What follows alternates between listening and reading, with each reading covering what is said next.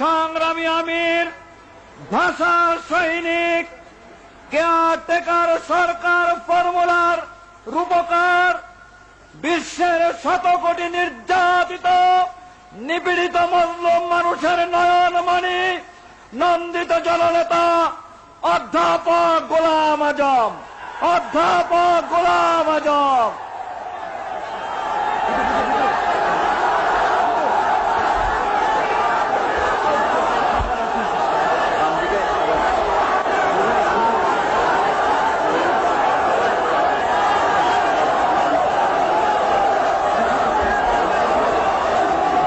আলহামদুলিল্লাহ রাব্বিল আলামিন, আলহামদুলিল্লাহ রাব্বিল আলামিন, ওয়াসসালাতু ওয়াসসালামু আলা সাইয়্যিদিল মুরসালিন ওয়া আলা আলিহি ওয়া আসহাবিহি আজমাইন। এই শুকরিয়া দিবস উপলক্ষে আয়োজিত এই মহাসমাবেশের সভাপতি, ইসলামী আন্দোলনের নেতৃবৃন্দ আর আমার প্রিয় সংগ্রামী দেশবাসী, আসসালামু আলাইকুম ওয়া রাহমাতুল্লাহ।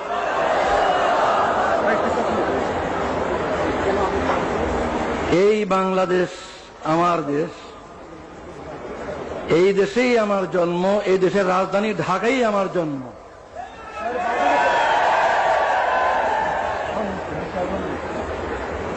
জন্মগত নাগরিকত্ব আল্লাহর দান, কে কোথায় জন্ম নেবে এটা ফয়সালা তিনি করেন। এই জন্মসূত্রে নাগরিকত্ব কেড়ে নেওয়ার কোনো অধিকার নেই। তবু কেড়ে নেওয়া হয়েছিল। আজ আমার কোনো দুঃখ নাই, আমার কোনো দুঃখ নাই। আল্লাহ তাআলা সম্মানের সঙ্গে আমার দেশের সর্বোচ্চ আদালতের মাধ্যমে আমার নাগরিকত্ব ফিরিয়ে দিয়েছেন, আলহামদুলিল্লাহ। নাগরিকত্ব হচ্ছে সকল অধিকারের ভিত্তি। যদি নাগরিকত্বই স্বীকৃত না হয় তাহলে আর কোনো অধিকারই স্বীকৃত হয় না। যেহেতু সরকার আমার নাগরিকত্ব স্বীকার করেনি এতদিন পর্যন্ত, এই কারণে রাজনৈতিক অধিকারও আমার ছিল না। সরকারের নিকট রাজনৈতিক অধিকার স্বীকৃত ছিল না, আর বাকি অধিকার তো প্রশ্নই ওঠে না। আলহামদুলিল্লাহ, আজ আমি আপনাদের মতো একজন নাগরিক, এই দেশের 12 কোটি মানুষের মতোই আমি একজন জন্মসূত্রে নাগরিক।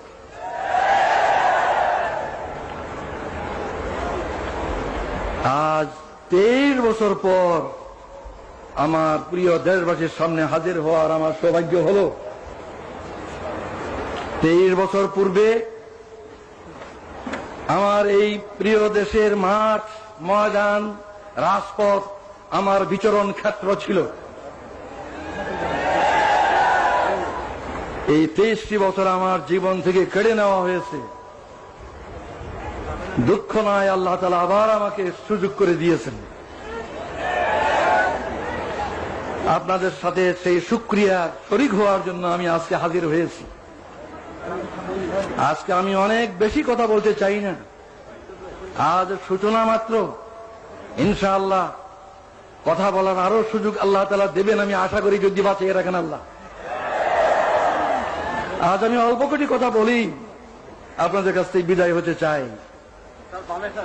আমার প্রথম কথা হলো, 23 বছর পর, বিগত 23 বছরের দিকে আমি দৃষ্টি দিয়ে শ্রদ্ধার সঙ্গে স্মরণ করছি আমার এই দেশের অনেক বড় বড় নেতাকে, যারা দুনিয়া থেকে চলে গিয়েছে। তাদের মধ্যে 2জন নেতা এমন, আইয়ুব খানের স্বৈর শাসন আমলে যাদের সাথে মিলে আমি গণতান্ত্রিক আন্দোলনে একসাথে কাজ করেছি, সেই 2জন আজকে নেই দুনিয়ায়। তারা হলেন মৌলানা আব্দুল হামিদ খান ভাসানী এবং শেখ মুজিবুর রহমান। এরপর আমি স্মরণ করি আরো 2জনকে, এই দেশে গণতন্ত্র পুনর্বহালের জন্য যাদের অবদান অস্বীকার করার সাধ্য কারো নেই, সেই দুইজনও দুনিয়ায় নেই আজ।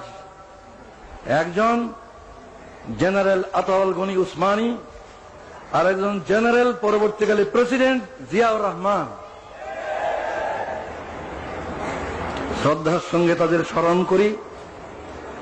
আরো স্মরণ করি কয়েকজনকে যারা এদেশে আল্লাহর দিন, আল্লাহর কালিমার ঝান্ডাকে সমুন্নত করার জন্য আজীবন চেষ্টা করে গেছেন। তাদের অবদানকে আমি স্মরণ করি। তারা হলেন মৌলানা আতহার আলী, মৌলানা মোহাম্মদ আব্দুর রহিম, মৌলানা মোহাম্মদুল্লাহ হাফিজি হুজুর এবং সরসিনার মৌলানা আবু জাফর মোহাম্মদ সালেহ, পীর সাহেব সরসিনা, আরো অনেকেই 23 বছরের আগে যারা দুনিয়া থেকে গুজরে গেছেন তাদের কথা আমি উল্লেখ করলাম না। এই 23 বছরে যাদেরকে হারিয়েছি তাদের কথা স্মরণ করে, শ্রদ্ধার সঙ্গে স্মরণ করে আমি আমার এই দ্বিতীয় কথা শেষ করলাম। এরপর 72 বছর বয়সে দাঁড়িয়ে আমি ভাবছি যে আমার ডাক কবে আসে আল্লাহর পক্ষ থেকে।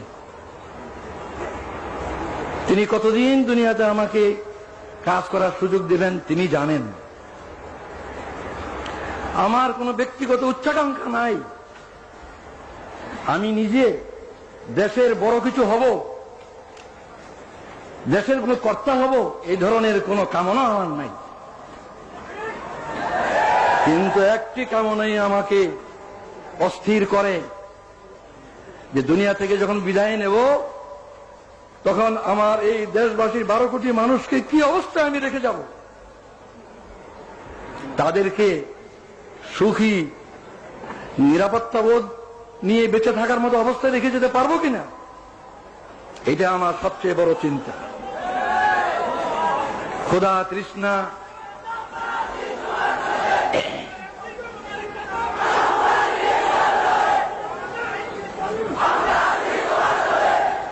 আমার এই সাধনা, এই চিন্তা কিভাবে এই দেশের স্বাধীনতা সার্বভৌমত্বকে হেফাজত করা যাবে আর কিভাবে এই দেশের জনগণকে সুখী করা যাবে। ভাত, কাপড়, বাসস্থান, চিকিৎসা, শিক্ষা, স্বাস্থ্য এগুলোর কারণে মানুষ কষ্ট পাবে না, এমন অবস্থায় যদি রেখে যেতে না পারি, যাবার সময় যদি তাদেরকে সুখ শান্তিময় অবস্থায় দেখে যেতে না পারি, তাহলে এই জীবনের সার্থকতা কি? এটি আমার একমাত্র ধান্দা। এই কথাটা চিন্তা করা সহজ, কাজটি সবচেয়ে কঠিন। কিভাবে আমাদের এই দেশের লোক এই দুর্নাম থেকে মুক্তি পাবে যে এই দেশ নাকি গরিব এবং ভিক্ষুকের দেশ, সারা দুনিয়ায় এই বদনামের বোঝা আমরা বয়ে বেড়াচ্ছি। এই দেশের লোকের উন্নতি হোক, এই দেশের লোকের এই বদনাম ঘুচুক, এটি আমার সবচেয়ে বড় সাধনা, সবচেয়ে বড় কামনা। এই বিরাট কাজটি এমনি এমনি হবে না, কোন এক দলের পক্ষে সম্ভব হবে না, কোন দলীয় সরকার একলা পারবে না, অনেক সমস্যা। তাই আমি মনে করি যে এই বিরাট কাজটি করা তখনই সম্ভব হবে যদি আমরা রাজনৈতিক ভেদাভেদ, বিদ্বেষ, হিংসা, সন্ত্রাসী রাজনীতি এবং এজিটেশনাল পলিটিক্স, উত্তেজনাপূর্ণ রাজনীতি ইত্যাদি ক্ষান্ত করে সুস্থ রাজনীতি আমরা সবাই করতে রাজি হই। আমি মনে করি যে দেশ গড়ার চিন্তা ভাবনা যাদের আছে তারাই রাজনীতি করেন, আর রাজনীতির ময়দানে যারা নেতৃত্ব দিচ্ছেন তাদের চেষ্টা সাধনের উপরই এই জনগণের ঐক্য নির্ভর করে। জনগণের মধ্যে বিভেদ সৃষ্টি করে কোন নেতৃত্ব সবল হবে না। জনগণের মধ্যে ঐক্য সৃষ্টি করেই সত্যিকার ভাবে দেশের কল্যাণ করা সম্ভব। এই ঐক্যের জন্য আসুন আমরা সকলে চেষ্টা করি। অতীতের বহু উত্থান পতন হয়েছে, রাজনীতির অঙ্গনে বহু উত্থান পতন হয়েছে। আসুন আমরা ওইসব অতীতের দুঃখের কথাগুলি ভুলে যাই। আমরা যারা রাজনীতি ময়দানে আছি, আসুন একসাথে বসি, ভাব বিনিময় করি। দেশের সমস্যা অজানা নয়, সবারই কাছে আমাদের জানা। আসল কথা সমাধানের পথ কি, কিভাবে সমাধান করব, এই সমাধানের জন্য আসুন একসাথে বসি, একসাথে চিন্তা করি, মতের বিনিময় করি। আমরা ঐক্যবদ্ধভাবে চেষ্টা করা ছাড়া এই বিরাট কাজ কিছুটি সম্ভব নয় বলে আমি বিশ্বাস করি। আমি দেশবাসীর সকলের কাছে এই কামনা করি যে আপনারাও দোয়া করেন। আমি এই চেষ্টাই করতে চাই, প্রত্যেকটি রাজনৈতিক নেতার দুয়ারে দুয়ারে আমি যেতে চাই, প্রতি নেতার কাছে আমি ধর্ম দিতে চাই। আসুন আমরা দেশকে গড়ি একসাথে মিলে। এই ঐক্য ছাড়া এই দলীয় কর্তৃত্ব, নেতৃত্ব, এগুলি নিয়ে আমরা ঝগড়া করতে পারবো, কিন্তু দেশ গড়তে পারবো না। এগুলি নিয়ে আমরা মারামারি কাটাকাটি করতে পারবো, কিন্তু জনগণকে সুখ শান্তি দিতে পারবো না। আমি আর বেশি কথা বলতে চাই না। এখানে একটা গুরুত্বপূর্ণ কথা আমি বলতে চাই, সেটা হচ্ছে রাজনীতির ময়দানে যারা কাজ করেন, বিভিন্ন দলের মধ্যে মতের পার্থক্য থাকা খুবই স্বাভাবিক, এবং এই পার্থক্যের কারণে রাজনৈতিক সিদ্ধান্ত ভিন্ন ভিন্ন হয়। বিভিন্ন দলের বিভিন্ন রকম রাজনৈতিক সিদ্ধান্ত হয়, এবং এক দলের সিদ্ধান্ত আরেক দলের নিকট গ্রহণযোগ্য হয় না। এটা হয়েই থাকে, এটা স্বাভাবিক। এই কারণে আমাদের মধ্যে যে দূরত্ব পারস্পরিক, এই দূরত্ব দূর করতে হবে। আর দূর করার পথ এটাই যে অতীতকে ভুলে যাওয়া। আমার বিরুদ্ধে যারা ব্যাপক অপপ্রচার করেছেন বহু বছর থেকে, আমি তাদের অপপ্রচারকে কিছুই মনে করি না। তাদের বিরুদ্ধে আমার কোনো বিদ্বেষ নাই,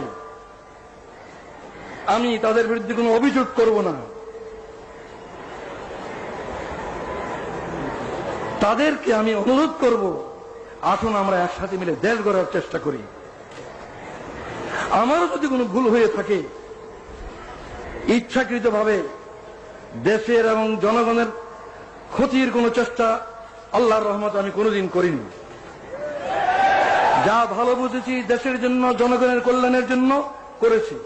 এরপরেও মানুষের ভুল হয়, ভুল হতে পারে। কেউ আমার কোনো কাজকে ভুল মনে করতে পারেন, তার জন্য তাদেরকে আমি দোষী বলবো না। নবী ছাড়া কে দোষী নয়, দোষ কম বেশি সবারই আছে। তাই যারা আমার কোনো কাজকে ভুল মনে করেছেন, আমার কোনো কাজে অসন্তুষ্ট হয়েছেন, আমার কোনো কাজে ব্যথিত হয়েছেন, দুঃখ পেয়েছেন, আমি তাদের সবার কাছে জানাচ্ছি, আপনাদের এই বেদনার সঙ্গে আমি শরীক, আমিও দুঃখিত। আমি আল্লাহর কাছে দোয়া করি যাতে আমি বাকি জীবন যা কিছু করি কারো মনে দুঃখ না দিই, কারো মনে দুঃখ না আসে এমন ভাবে যেন আমি কাজ করতে পারি। আপনারাও এই দোয়া করুন। সর্বশেষে যে ঐক্যের কথা আমি আজ বলছি, এই ঐক্যের তো ভিত্তি চাই। ঐক্যের কথা সকলেই বলেন, অনেকেই বলেন, কিন্তু ঐক্যের মধ্যে ভিত্তি প্রয়োজন। বিনা ভিত্তিতে ঐক্য কিছুতে পেরে দাঁড়াবে। আমার দৃষ্টিতে ঐক্যের ভিত্তি দুটো, একটা রাজনৈতিক ঐক্য আর একটা আদর্শিক ঐক্য। রাজনৈতিক ঐক্য, আদর্শিক ঐক্য, এই দুটো ঐক্যের ভিত্তিতে আমরা এই দেশের 12 কোটি মানুষকে ঐক্যবদ্ধ করতে পারি। রাজনৈতিক ঐক্য মানে হচ্ছে এই বাংলাদেশের যে সীমানা, এই সীমানার ভিতরে যে বাংলাদেশ, এই বাংলাদেশের স্বাধীনতা সার্বভৌমত্বকে হেফাজত করতে হবে। অত্যন্ত বেদনার সঙ্গে লক্ষ্য করছি, বিদেশ থেকে এসে কিছু লোক আমাদের দেশে এই কথা বলার সাহস পায় যে 47-এর সীমানা উঠিয়ে দিতে হবে। 47 সীমানা উঠে দিলে বাংলাদেশ কোথায় থাকবে? 47 ভারত ভাগ করে যে সীমানা ঠিক করা হয়েছিল, সেই সীমানায় কি বাংলাদেশের সীমানা নয়? 71 কি সেই সীমানার ভিতরে স্বাধীন বাংলাদেশ কায়েম হয়নি? এই সীমানার হেফাজত করা হলো রাজনৈতিক ঐক্যের পয়লা ভিত্তি, রাজনৈতিক ঐক্যের ভিত্তি এটাই। যারা এই সীমানা তুলে দিতে চায় তারা এদেশের স্বাধীনতার রক্ষক হতে পারে না। যারা এই সীমানা তুলে দিতে চায় তারা এদেশের স্বাধীনতার সার্বভৌমত্বে বিশ্বাস করে না। আমি বিশ্বাস করি দেশের দায়িত্বশীল সকল রাজনৈতিক দল এ বিষয়ে একমত যে বাংলাদেশের এই সীমানার ভিতরে যে সীমানা 47 হয়েছিল এবং 71 যে সীমানাকে নিয়ে স্বাধীন সার্বভৌম বাংলাদেশ প্রতিষ্ঠিত হয়েছে, এই সীমানার হেফাজত করা আমাদের সকলের পবিত্র দায়িত্ব এবং এটা আমাদের রাজনৈতিক ঐক্যের ভিত্তি। কিন্তু রাজনৈতিক ঐক্য কি যথেষ্ট? রাজনৈতিক ঐক্য কখনো যথেষ্ট নয়। আদর্শিক ঐক্য ব্যতীত রাজনৈতিক ঐক্য ক্রিয়াশীল হয় না। আমি অনেক ভেবে চিন্তে তালাশ করে দেখেছি যে 3টি কথাই হচ্ছে আদর্শিক ভিত্তি। 3টি কথাই হচ্ছে আদর্শিক ভিত্তি। আল্লাহ যিনি আমাদেরকে সৃষ্টি করেছেন, যিনি আমাদের মনিব, মাহবুদ, প্রভু, সেই আল্লাহ ঐক্যের, আদর্শিক ঐক্যের পয়লা ভিত্তি। সেই আল্লাহ মানব জাতির দিশারি হিসাবে, পথ প্রদর্শক হিসাবে তার রসুলকে পাঠিয়েছেন, যুগে যুগে রসুলগণকে পাঠিয়েছেন। সর্বশ্রেষ্ঠ রসুল মোহাম্মদ রাসূলুল্লাহ সাল্লাল্লাহু আলাইহি ওয়াসাল্লাম হচ্ছে দ্বিতীয় আদর্শিক ভিত্তি। তৃতীয় আদর্শিক ভিত্তি হচ্ছে আল কোরআন, যা মানব জাতির জীবন বিধান আল্লাহর পক্ষ থেকে রসুলের মাধ্যমে এসেছে। এই আল্লাহ, আল্লাহর রসুল এবং আল্লাহর কোরআন এর কোনটাই জামাত ইসলামীর দলীয় সম্পদ নয়। এই তিনটার কোনটাই কোন দেশের কোন দলের তাদের নিজস্ব সম্পদ নয়। এই সম্পদের ভিত্তিতে আমাদের মধ্যে ঐক্য না হওয়ার আমি কোনো কারণ দেখি না। আমি অত্যন্ত আনন্দ বোধ করি যে আমাদের দেশে প্রধান প্রধান দলগুলির নেতৃবৃন্দ তারা মুসলিম। আমাদের দেশের প্রধান প্রধান দলগুলির নেতৃবৃন্দ মুসলিম। তারা নামাজ পড়েন, হজ করেন, কোরআনকে তারা অস্বীকার করতে পারেন না। নামাজ, রোজা, হজ এগুলি কোরআনেই আছে, তারা এগুলি করেন। সুতরাং আমি কি করে মনে করবো তারা কোরআনকে পছন্দ করেন না?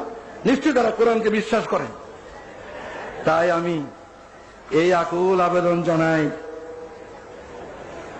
রাজনৈতিক ঐক্যের ভিত্তি বাংলাদেশের সার্বভৌমত্ব এবং স্বাধীনতাকে রক্ষা, আর আদর্শিক ভিত্তি হচ্ছে আল্লাহর প্রতি দৃঢ় বিশ্বাস এবং আস্থা, যেটা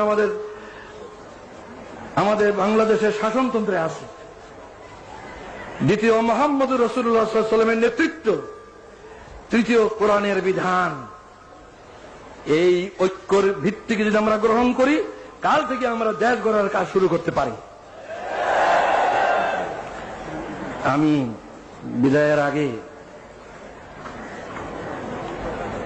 জনাব আব্বাস আলী খান সাহেব, যিনি এতদিন ভারপ্রাপ্ত আমির হিসাবে এই ভার বহন করেছেন, তিনি আমার চেয়ে 7 বছরেরও বয়সে বেশি। আমি 72 আর উনি 79। এই বয়সে উনি যে বিরাট দায়িত্ব পালন করেছেন, আমার কাঁধের বোঝা তার কাঁধে নিয়ে যে দায়িত্ব পালন করেছেন, সেজন্য এই সক্ষমতার জন্য আমি আল্লাহর শুকরিয়া জানাই। আমি তাকে মুরব্বী মনে করি বয়সের দিক দিয়ে। আমি তাকে অনুরোধ জানাই যে তিনি আমার জন্য দোয়া করবেন, যেন আমার বাকি জীবন এই দেশের কল্যাণের জন্য, এই দেশের জনগণের সমৃদ্ধি উন্নতির জন্য, সুখ শান্তির জন্য ঠিক মতো কাজ করতে পারি। আর জাতীয় ঐক্য সৃষ্টির জন্য যে আমি নিয়ত করেছি, সেই নিয়ত যেন আল্লাহ তাআলা আমার পুরা করেন। এই দোয়া করার আবেদন জানিয়ে আমি বিদায় নিচ্ছি বলে, আল্লাহু আকবার, বাংলাদেশ জিন্দাবাদ, জামাতে ইসলামী জিন্দাবাদ। খোদা হাফেজ। আসসালামু আলাইকুম ওয়া রাহমাতুল্লাহ।